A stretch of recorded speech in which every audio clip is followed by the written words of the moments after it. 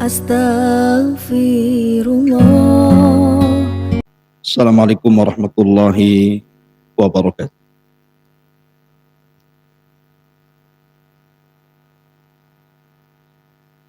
Alhamdulillah wassalatu wassalamu ala Rasulillah wa ala alihi wa sahbihi wa mawalah wa la hawla wa la quwata illa billahi wa ba'd. Alhamdulillah, di subuh kali ini Allah subhanahu wa ta'ala masih bisa mengumpulkan kita di Masjid Nidaul Ilmi sebagaimana Allah subhanahu wa ta'ala kumpulkan di masjid ini. Allah subhanahu wa ta'ala juga mengumpulkan kita di surganya kelak, amin ya rabbal alamin. Salawat dan salam kita hadiahkan kepada Rasul kita Nabi besar Muhammad sallallahu alaihi wa ala alihi wasallam. Kita masuk pada ayat berikutnya dari surah Al-Fatihah. Iyyaka na'bud wa iyyaka nasta'in. Ayat ini adalah inti daripada Al-Quran. Bahkan ayat ini inti dari seluruh kitab-kitab langit yang diturunkan. Ketika Allah subhanahu wa ta'ala menurunkan kitab-kitabnya yang berjumlah 104 kitab, yang 100 disebut dengan suhuf dan yang 4 disebut dengan Taurat, Zabur, Injil dan Al-Quran. Yang 100 suhuf digabungkan dalam sebuah kitab yang disebut dengan Taurat.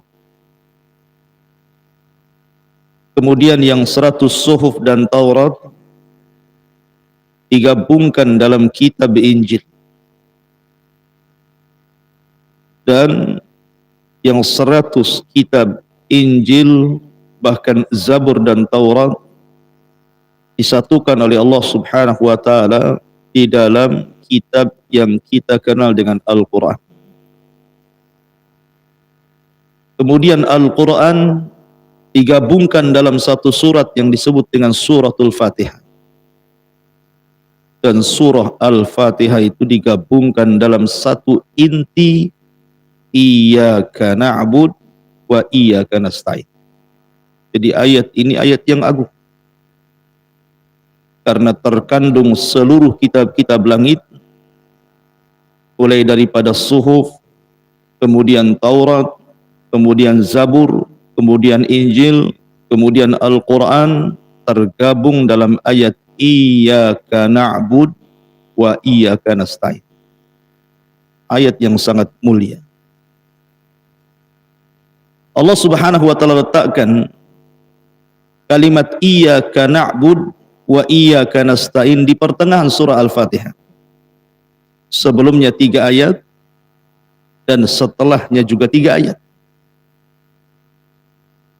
Alhamdulillahi rabbil alamin, Ar-Rahmanir Rahim, Maliki yaumiddin. 3 ayat.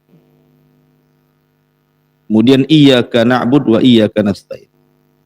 Ihdinas siratal mustaqim, siratal ladzina an'amta 'alaihim ghairil maghdubi 'alaihim waladdallin. Makanya Al-Fatihah itu disebut sab'ul mathani, 7 ayat. Pertengahannya Iyyaka na'bud wa iyyaka nasta'in. Inilah yang dimaksud dalam hadis Abu Hurairah radhiyallahu an dari Nabi sallallahu alaihi wasallam, qasamtu as-shalah ala qismain. Aku bagi salat itu menjadi 2 bagian. Nisfun lillahi wa nisfun li'abdihi. Separuhnya untuk Allah dan separuhnya untuk hambanya. Ketika Allah subhanahu wa ta'ala mengatakan Iyyaka na'bud, berarti di sini bagian untuk Allah. Ketika Allah katakan Iyyaka nasta'in, inilah bagian untuk hambanya. Jadi Iyyaka na'bud separuh untuk Allah, wa iyyaka nasta'in separuhnya untuk hambanya. Ma'asyiral muslimin yang dimuliakan Allah Subhanahu wa taala.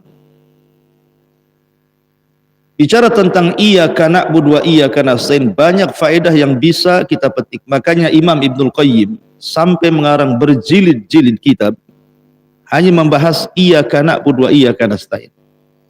Satu kitab namanya Madarijus Salikin fi manazil iyyaka na'budu wa iyyaka nasta'in.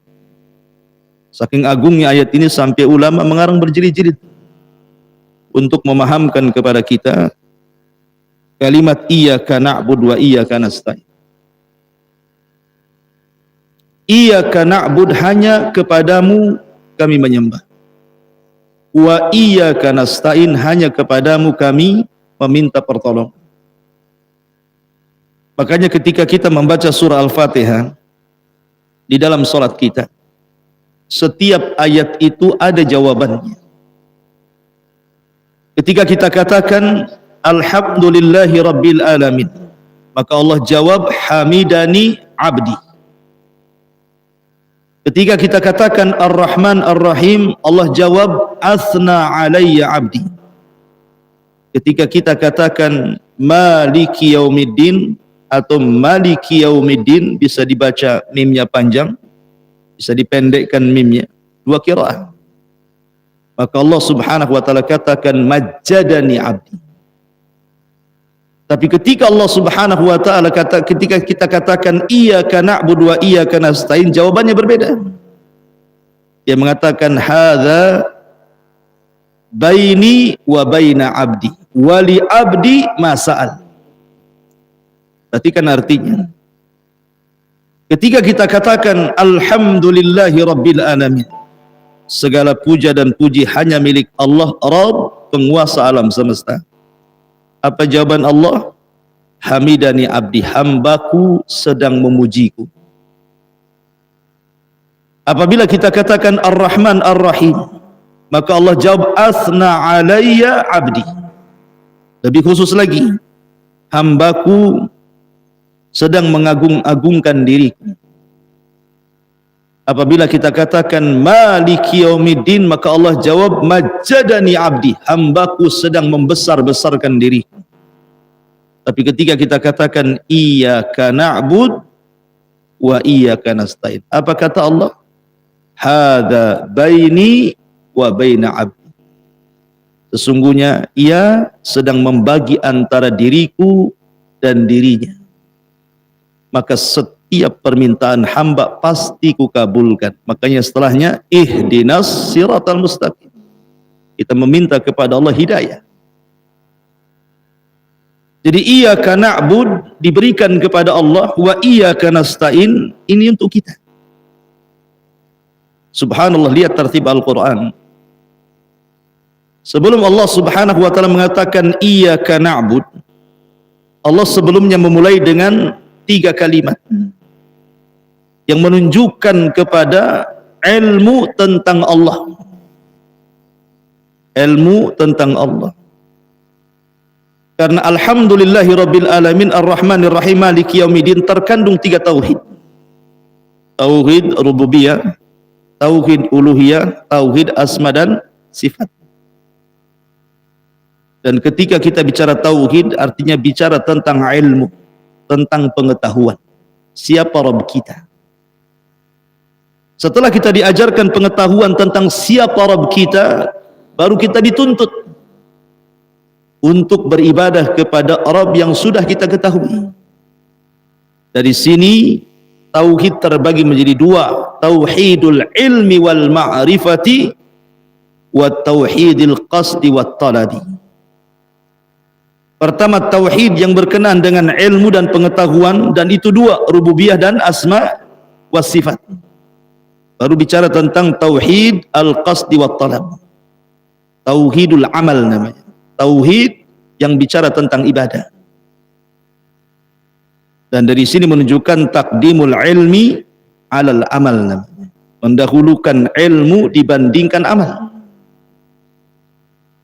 Makanya kenapa Allah Subhanahu wa taala mengatakan dalam Al-Qur'an wa'lam annahu la ilaha illallah wastaghfir li dzambik.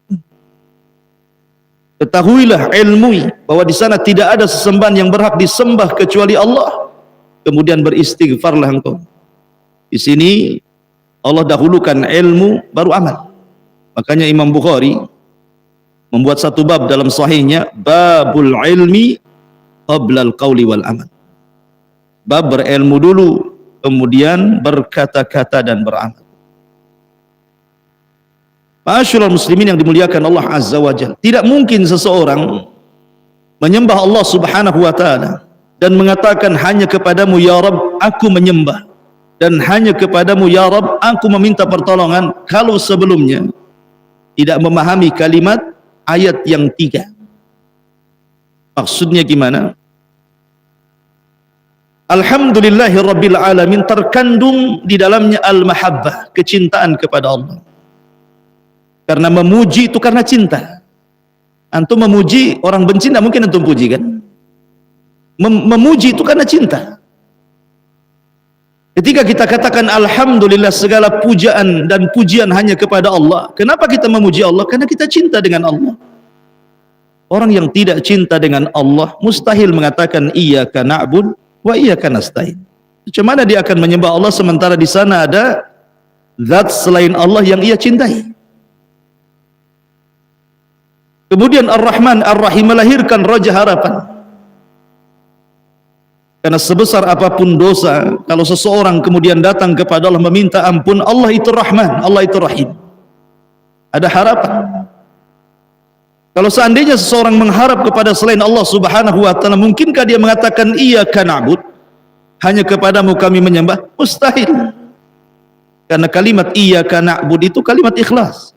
Tidak boleh menyelewengkan harapan kecuali kepada Allah. Kemudian Maliki Yaumiddin terkandung padanya al-khauf, rasa takut. Karena Allah lah penguasa alam semesta. Kita tidak bisa apa-apa. Dia bisa mengadab sekehendaknya. Dia bisa menghancurkan sekehendaknya karena dia Maliki Yaumiddin. Maka terakhir sifat takut. Kalau seandainya seseorang takut kepada selain Allah Subhanahu wa taala, mungkinkah dia mengatakan iyyaka na'bud? Mustahil. Karena takut tidak boleh diberikan kecuali kepada Allah Subhanahu wa ta'ala. Itulah tertib Al-Quran yang sangat indah. Didahulukan dengan mahabbah, dengan raja, dengan cinta, baru Allah katakan iyyaka na'bud wa iyyaka nasta'in. Kalau anda betul-betul mencintai Allah, kalau anda betul-betul mengharap kepada Allah, kalau anda betul-betul takut kepada Allah, maka anda bisa beribadah kepada Allah Azza wa Jalla. Ma'asyiral muslimin yang dimuliakan Allah Azza wa Jalla, iyyaka na'bud wa iyyaka nasta'in.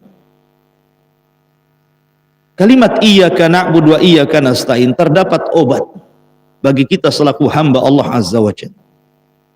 Obat dari dua penyakit yang sangat bahaya. Kalimat iyyaka na'bud mengobati penyakit riya, syirik, dan menyekutukan kepada selain Allah Azza wa Jalla. Karena ketika kita mengikhlaskan ibadah hanya kepada Allah, berarti tidak ada selain Allah yang kita sembah. Kemudian iyyaka nasta'in mengobati penyakit al-kibar, kesombongan. Oh, kita masih butuh Allah. Kita tidak boleh sombong. Kita masih mengharap kepada Allah, kita masih butuh Allah. Sehingga ketika sifat riya dan kibar itu hilang dengan kalimat iyyaka na'bud wa iyyaka nasta'in, berarti kita mudah beribadah kepada Allah. Karena yang menghalangi ibadah itu riya dan sombong. Kemudian juga bisa menghilangkan yang pertama penyakit syubhat. Ketika kita katakan iyyaka na'bud, maka kita sedang mengobati penyakit syubhat. Dan iyyaka nasta'in berarti kita sedang mengobati penyakit syahwat. Dan dua penyakit ini bahaya. Satu dari syaitan dan satu dari jiwa kita sendiri.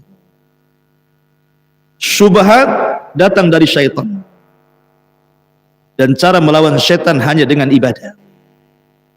Kalau anda membaca Quran, setan lari. Kalau anda berzikir, setan lari. Kalau anda salat, setan benci. Hanya dengan ibadah kita bisa mengusir syaitan. Kemudian syahwat yang datang dari jiwa. Syahwat tidak ada kaitan dengan syaitan. Dan Allah yang mengatakan wa innan nafsa la ammaratun bisu. Sesungguhnya jiwa itu selalu merintahkan keburukan. Seandainya seseorang tidak digoda syaitan pun, orang bisa sesat dengan hawa nafsunya. Inilah yang melahirkan penyakit syahwat. Keinginan untuk berzina, keinginan untuk minum khamar, keinginan untuk membunuh, keinginan begitu seterusnya. Syahwat. Ingin dunia, ingin kesenangan, itu syahwat artinya. Dan ini merusak akhlak. Kalau syubhat merusak agama. Lah kalimat iyyaka nasta'in, kita meminta pertolongan kepada Allah agar hati kita ini istiqamah, agar hati kita tidak merubah, tidak mudah berubah gitu ya, sehingga kita mudah mengikuti hawa nafsu. Dan hanya dengan pertolongan Allah hati kita akan istiqamah. Ya muqallibal qulub, tsabbit qalbi ala ta'atik. Zat yang membolak-balikan hati, tetapkan hatiku di atas ketaatan kepada. Ma'asyiral muslimin yang dimuliakan Allah Subhanahu wa taala. Iyyaka na'bud wa iyyaka nasta'in. Allah Subhanahu wa taala mendahulukan ghayah dibandingkan wasilah. Ghayah itu tujuan, wasilah itu perantara. Iyyaka na'bud ini ghayah namanya. Tujuan diciptakan kita untuk apa? Ibadah. Wa ma khalaqtul jinna wal insa illa liya'budun. Ini tujuan kita diciptakan.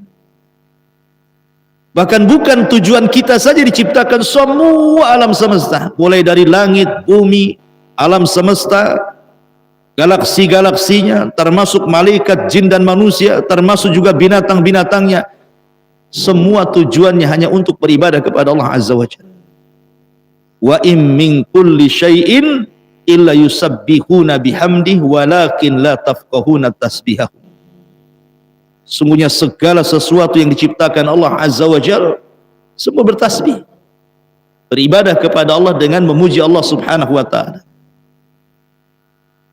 Wa iyyaka nasta'in baru cerita tentang wasilah, perantara. Karena tidak mungkin Anda datang kemari kecuali karena pertolongan Allah. Bisa Anda datang ke Masjidul Ilmi kalau tidak ada pertolongan Allah? Tidak bisa.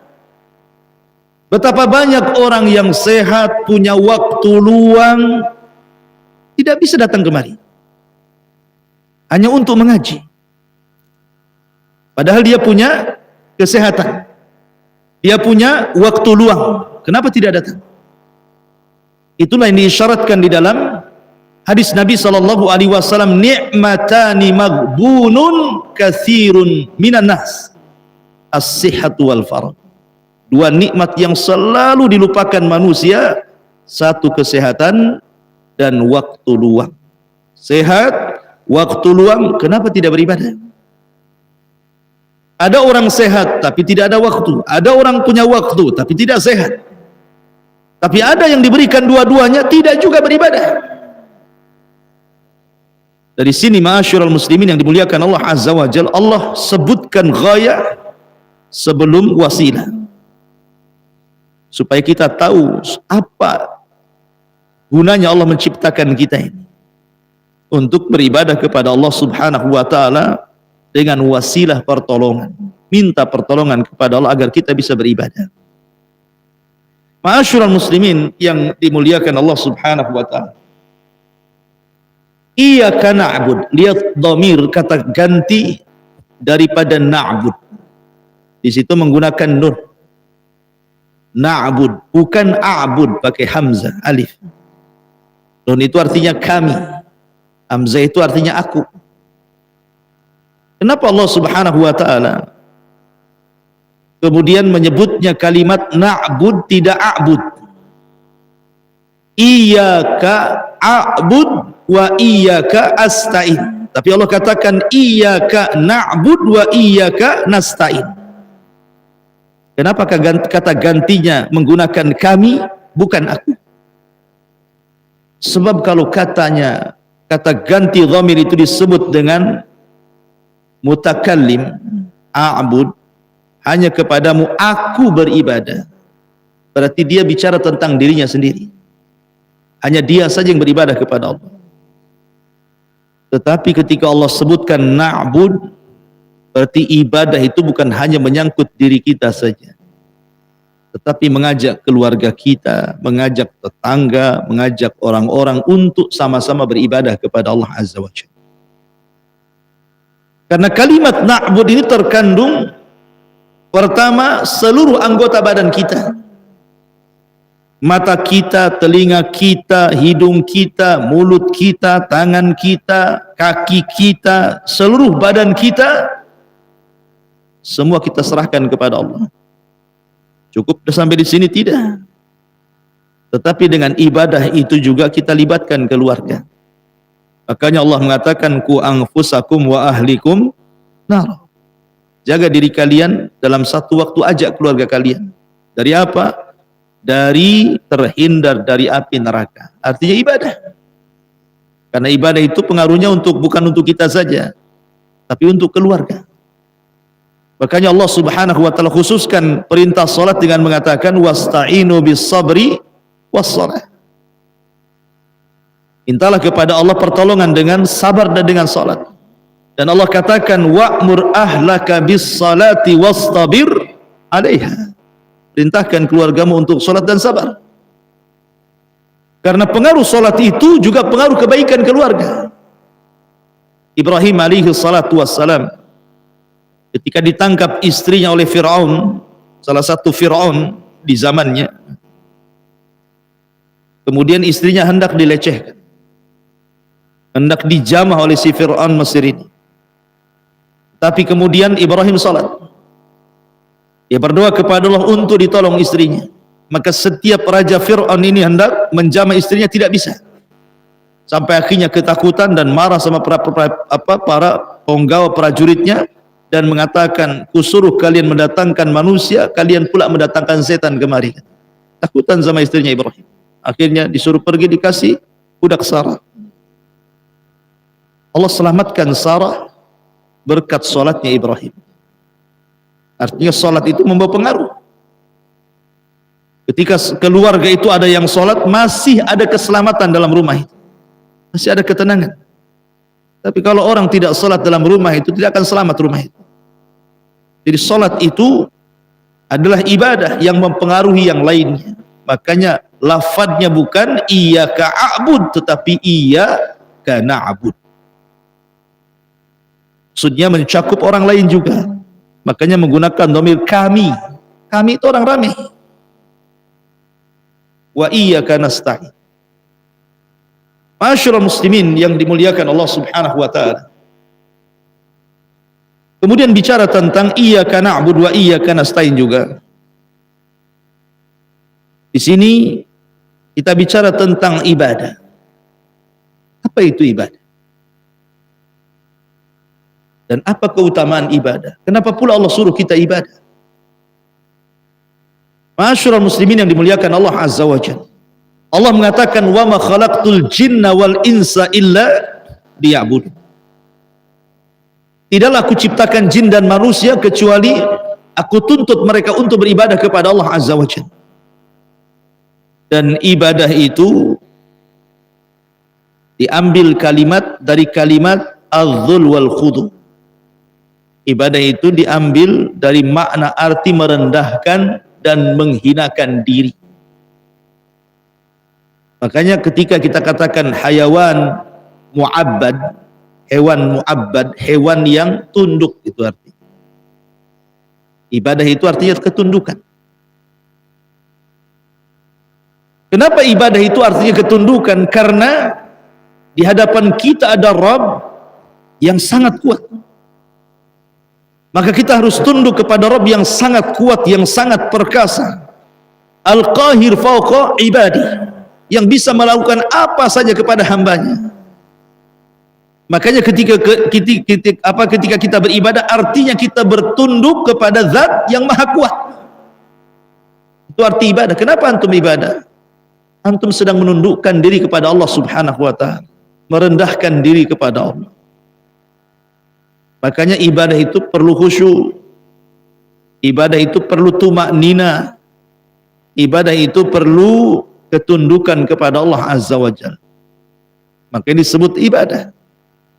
Tunduk kepada Allah Subhanahu wa ta'ala. Diberikan kepada siapa ibadah itu? Kepada Allah. Dan Allah itu la ilaha illallah. Tidak ada sembahan yang berhak disembah kecuali Allah.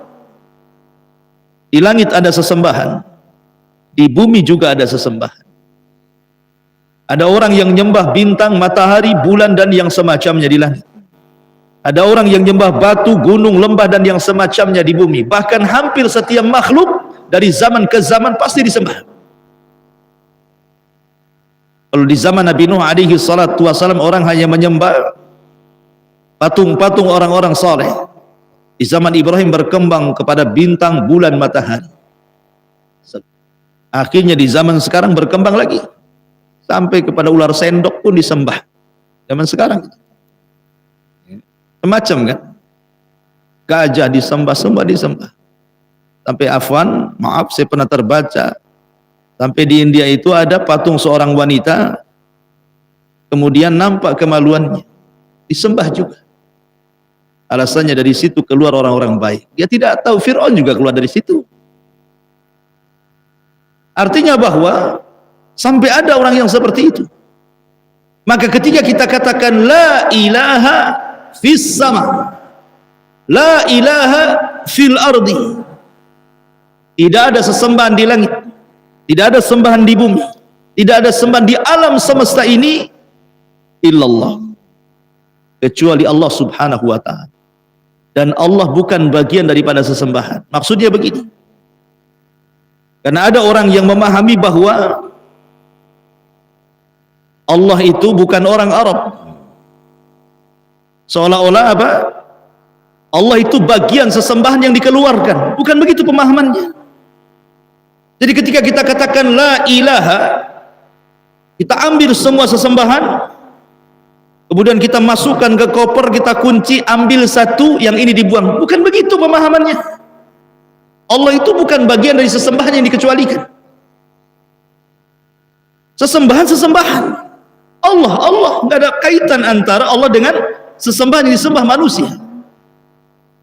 Kalimat pengecualian la ilaha illallah, kalau saya sederhanakan biar antum paham, bukan berarti kita comot semua Tuhan yang disembah selain Allah, ya mataharinya, ya bulannya, ya patungnya, kemudian setelah itu kita ambil, ini buang, ini tetapkan. Bukan begitu.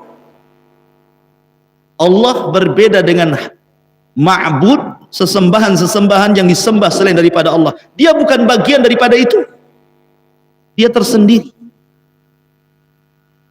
Makanya Allah mengatakan la ilaha fa'lam annahu la ilaha illallah.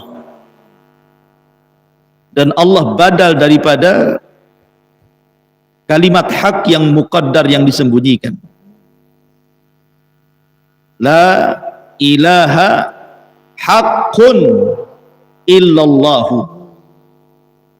Namanya la dalam ilmu bahasa Arab ada isim la, ada khobar la. La ilaha, ini isim la. Mana khobarnya? Makhdhuf, haqqun. Tidak ada sembahan yang berhak disembah, itu pengertiannya. Kemudian badal hak adalah Allah. Jadi dia bukan bagian daripada makhluk, dia tersendiri. Ma'asyiral muslimin yang dimuliakan Allah Subhanahu wa ta'ala, mungkinkah manusia mengetahui sesembahannya dengan akalnya? Mungkinkah manusia mampu melihat sesembahan dengan kedua matanya? Mungkinkah manusia bisa mendengar secara langsung Tuhannya? Mustahil. Tetapi walaupun demikian, Allah Subhanahu wa ta'ala mengetahui hamba-hambanya. Lalu kenapa Allah Subhanahu wa ta'ala menutup diri dari hambanya? Allah menutup diri dari hambanya sehingga hamba tidak bisa mendengar langsung, tidak bisa melihat langsung, tidak bisa membayangkan secara langsung, karena rahmat, kasih sayang Allah Subhanahu wa ta'ala kepada kita. Sebab kalau seandainya Allah Subhanahu wa ta'ala buka tabirnya, di mana hijabuhun nur, dalam riwayat hijabuhun nar, di mana Allah Subhanahu wa taala punya hijab yang hijabnya cahaya. Dalam riwayat hijabnya itu api. Kalau seandainya hijab itu tersingkap, la akhraqat ma bainas samawati wal ardh, akan terbakar langit dan bumi. Ketika Allah hijabi dirinya dengan cahaya, ini bentuk rahmat. Coba bayangkan kalau hijab itu terbuka, habis kita. Jadi kasih sayang Allah yang membuat dia terhalang antara kita dengan Allah Subhanahu wa taala. Musa alaihi salatu wassalam pernah meminta agar Allah diperlihatkan. Tapi apa jawaban Allah? Lan tarani. Tidak bisa melihat. Kemudian Allah mengatakan, walakin dur ilal jabal. Lihat gunung Saina yang penuh dengan batu yang kokoh itu. Kalau aku akan tampakkan diriku pada gunung itu, fa in istaqarra makanah. Kalau gunung itu tetap tidak hancur, fasaufa tarani, kau bisa melihat. Apa yang terjadi? Falamma tajalla rabbuha lil jabali ja'alahu dakka wa sara Musa sa'iqa. Ketika Allah menampakkan dirinya ke gunung itu, hancur lebur gunung itu. Musa pun pingsan. Kemudian Musa bangun dan mengatakan, tubtu ilaika ya Rabb, aku tobat kepadamu. Aku enggak akan minta lagi agar engkau memperlihatkan dirimu kepadaku. Kalau gunung penuh dengan batu saja bisa hancur, kita ini tulang daging apalah kita ini.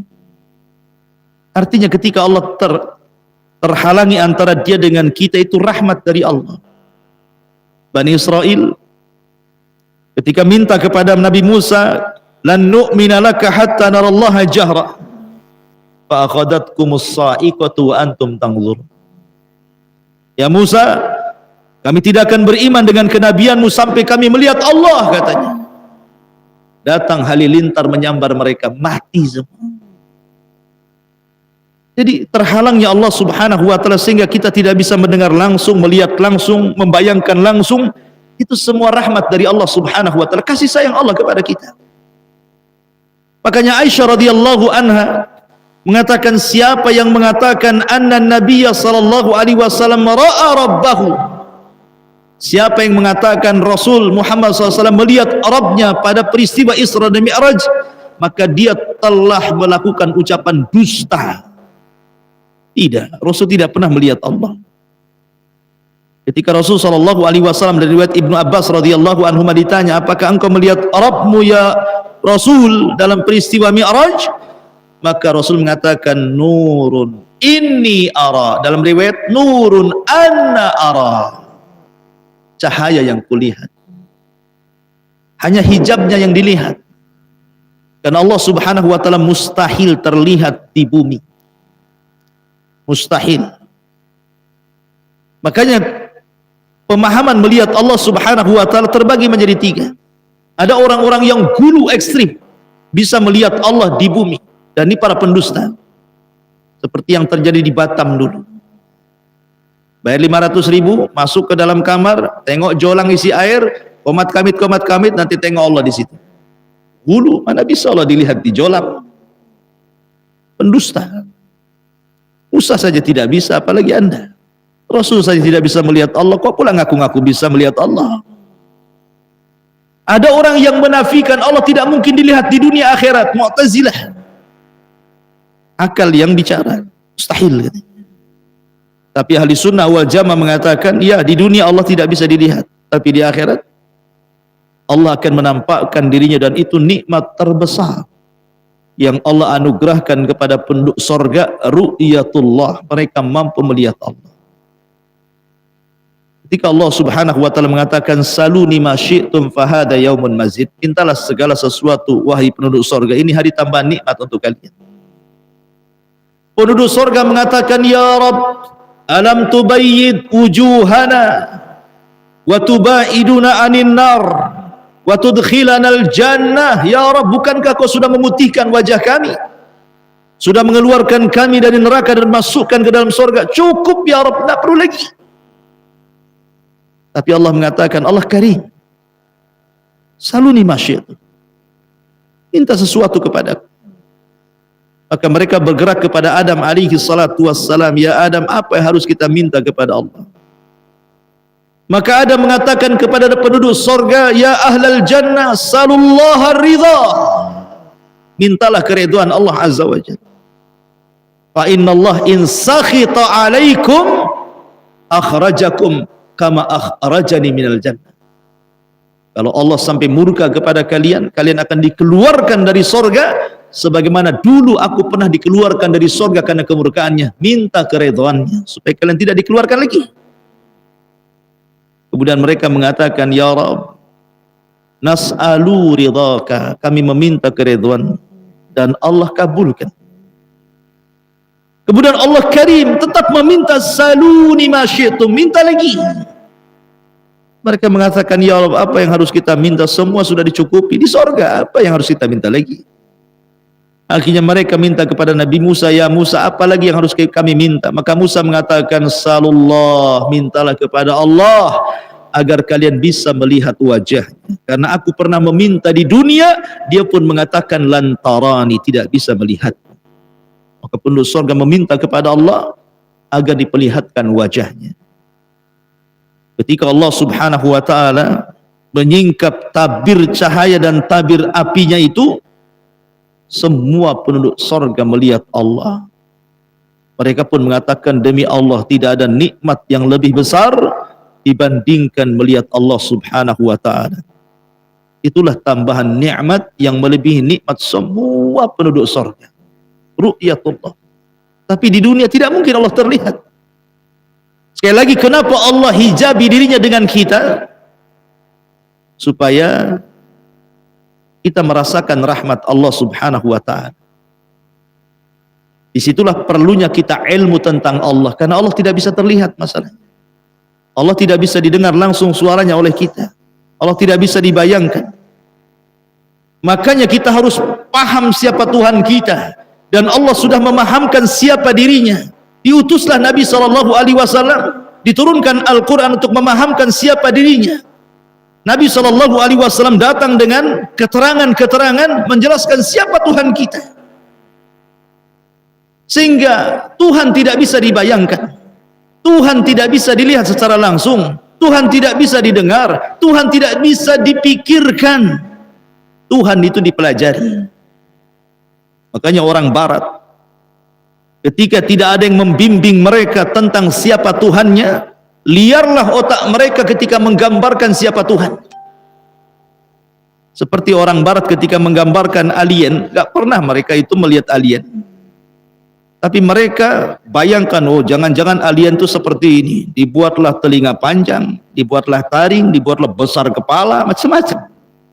Melihat aja gak pernah. Antum dibohongi oleh Hollywood. Gak ada orang itu lihat alien, itu hayalan. Karena bagi orang yang tidak pernah melihat kemudian menggambarkan, itu semua hayalan. Dihayalkan kayaknya sesuai dengan yang dilihat, sesuai yang didengar, sesuai yang dipikirkan. Digambarlah alien. Jumpa pun tidak ada dengan alien. Begitulah walillahil matsalul a'la. Ketika seseorang tidak dibimbing ketika menerapkan siapa Tuhannya, akhirnya liar ketika menggambarkan siapa Tuhannya. Bermunculanlah berbagai macam Tuhan-Tuhan yang jauh daripada ketuhanan. Muncullah istilah jangan-jangan Tuhan itu kayak manusia. Dibuatlah Tuhan manusia. Jangan-jangan bukan hanya manusia, tangannya banyak. Dibuatlah Tuhan tangan banyak. Jangan-jangan Tuhan itu ada belalainya. Dibuatlah Tuhan gajah. Begitu ya? Karena terlampau liar otaknya. Oh bukan, Tuhan itu bukan manusia, Tuhan itu binatang. Dibuatlah ular sendok tadi, dibuatlah patung gajah, dibuatlah patung ini, patung itu. Yang lain mengatakan tidak, dia bukan binatang, bukan manusia. Akhirnya apa? Oh mungkin dia pohon, akhirnya nyembah pohon. Mungkin dia semacam tumbuh-tumbuhan, akar disembah. Liar kan?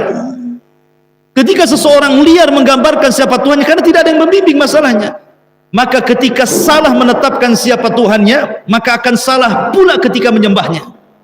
Karena sudah salah dari awal. Ketika puncaknya salah, pasti bawahnya salah. Anda kalau menetapkan Tuhan sudah salah, pasti salah cara menyembahnya. Yang lain mengatakan nyembah Tuhan, oh Tuhan itu perlu buah-buahan, dia suka buah-buahan. Taruhlah jeruk, apel, yang nyembah Tuhan. Oh enggak, Tuhan tidak suka apel, Tuhan itu suka lidi yang dibakar. Lidi dibakar, mbah Tuhan. Gitu ya. Kemudian, oh enggak itu, Tuhan tidak suka itu. Suka apa? Macam-macam lah dibuat kesukaan Tuhan sesuai dengan cara berfikirnya kan. Alhamdulillah ikhwan, kita ini dapat hidayah. Kita tidak sembarangan liar menetapkan siapa Tuhan kita, tapi Allah utus Rasul sallallahu alaihi wasallam menjelaskan siapa Tuhan. Supaya benar cara iyyaka na'budnya itu. Rasul datang menjelaskan Tuhan kita seperti apa. Karena begini ikhwan, kalau saya contohkan, ini foto lakuan. Antum tidak pernah melihat ini, tidak pernah melihat botol ini, tidak pernah. Kita tahu bahwa kemudian saya katakan tolong sifatkan botol itu. Antum tidak pernah melihat. Maka ada 3 kemungkinan. Antum bisa mensifatkan karena ada kembarannya. Antum pernah melihat kembarannya, maka antum bisa mensifatkan botol yang tidak pernah antum lihat karena pernah melihat yang semisalnya. 1. Yang kedua, atau antum pernah melihat langsung. Yang ketiga, atau antum diceritakan orang lain tentang botol itu. Kan cuma 3 itu saja kan. Pertama, antum melihat langsung, antum bisa mensifatkan. Atau tidak pernah melihat langsung, antum bisa melihat kembarannya. Atau tidak melihat langsung, tidak melihat kembarannya orang yang bicara soal botol itu. Cuman 3 ini saja. Kita terapkan kepada Allah, walillah matsalul a'la. Pertama, kita tidak pernah melihat Allah. Mustahil kita bisa menggambarkan Allah. Karena tidak pernah melihat. Bagaimana caranya? Yang kedua, Allah tidak punya kembaran. Karena Allah subhanahu wa ta'ala, qul huwallahu ahad. Allah itu ahad. Tidak ada syirikat bagi Allah. Sehingga kita tidak bisa menggambarkan Allah dengan melihat kembarannya. Karena kembarannya pun tidak punya. Bagaimana caranya menggambarkan Allah? Sehingga yang memungkinkan yang ketiga, ada orang yang bicara tentang Allah, yang dipercaya Allah, dia menyampaikan zatnya kepada kita. Siapa mereka? Para perantara. Siapa perantara? Para nabi, para rasul. Hanya itu yang memungkinkan kita mengenal Allah. Makanya diutuslah Rasul kepada kita. Makanya iyyaka na'bud itu punya 2 syarat.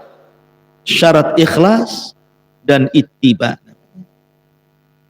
Ikhlas kepada Allah, ittiba supaya kita benar caranya menyembah Allah. Karena hanya utusan itulah yang paham siapa Allah dan bagaimana cara menyembah.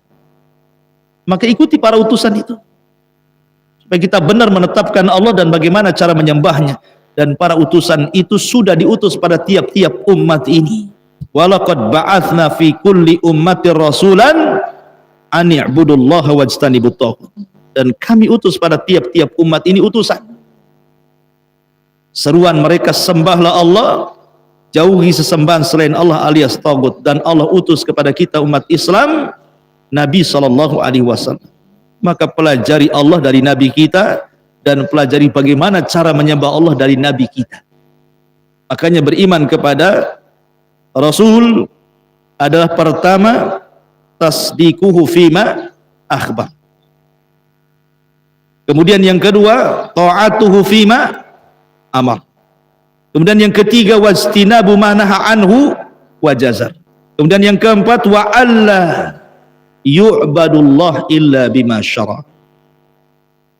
Benarkan apapun yang dihabarkan Nabi, laksanakan apapun yang diperintahkan Nabi, jauhkan apapun yang dilarang Nabi, dan jangan menyembah Allah kecuali dengan syariat Nabi.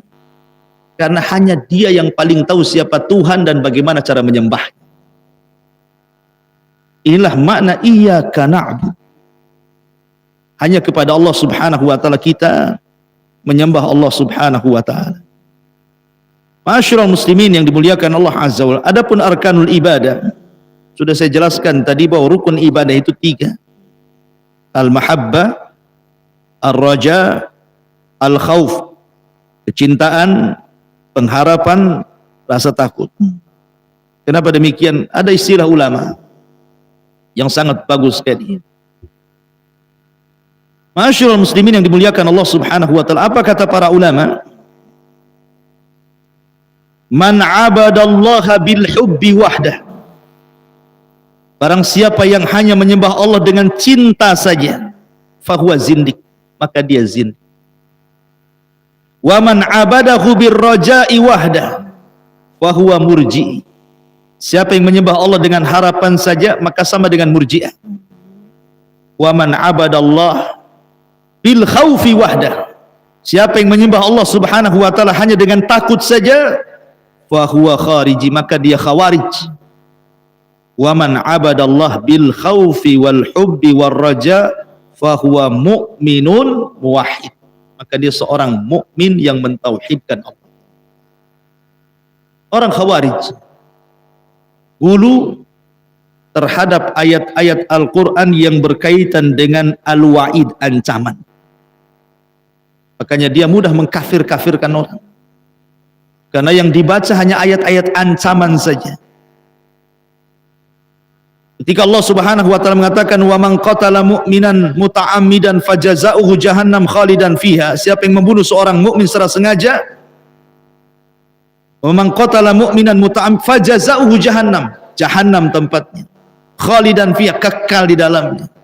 Hanya itu yang dibaca, ayat-ayat wa'id, ancaman saja. Makanya kemudian akhirnya dia ekstrim, mudah mengkafirkan orang. Ketika melanggar sedikit saja, kafir neraka, kafir neraka, kafir neraka. Itulah khawarij. Makanya manhaj mereka disebut manhaj takfir. Udah mengkafir-kafir karena hulu terhadap ayat-ayat ancaman saja. Kenapa? Karena hanya beribadah dengan takut saja. Ancaman kan melahirkan takut.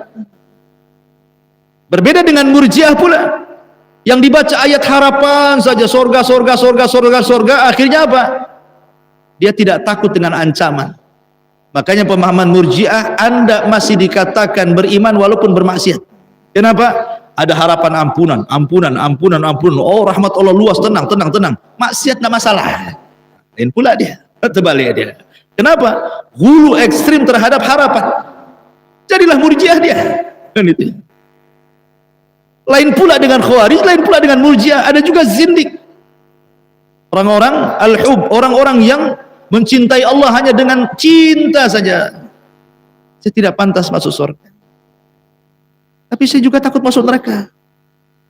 Jadi kamu beribadah apa? Saya cinta, yang penting saya ibadah dengan al-hub, dengan hub, dengan hub saja. Nabi al-hub wal khauf wal raja digabungkan jadi satu, dan itu isi Al-Quran.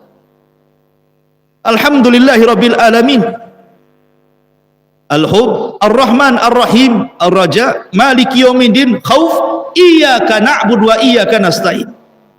Baru dengan tiga perkara itu kita beribadah kepada Allah Azza wa Jalla. Oleh karena itulah ma'asyiral muslimin yang dimuliakan Allah Azza wa Jalla, ayat iyyaka na'budu ini kalau kita mau kupas sebagaimana keterangan Imam Ibnul Qayyim dalam kitabnya Madarijus Salikin fi manazil iyyaka na'budu wa iyyaka nasta'in, banyak keajaiban-keajaiban yang kita bisa petik dalam kalimat iyyaka na'budu wa iyyaka nasta'in. Tapi masalahnya juga kalau kita hanya bicara iyyaka na'budu, ya kapan selesai Al-Fatihah ya? Kali pertemuan satu ayat saja. Ya, kita jelaskan secara global. Kalau secara rinci membahas iyyaka na'budu dan mengambil kitab Ibnul Qayyim saja nggak selesai-selesai, berbulan-bulan.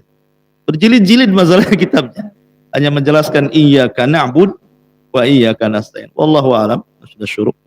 Subhanaka bihamdika asyhadu an la ilaha illa anta astaghfiruka wa atubu ilaik. Allahu ta'ala a'lam. Assalamualaikum warahmatullahi wabarakatuh.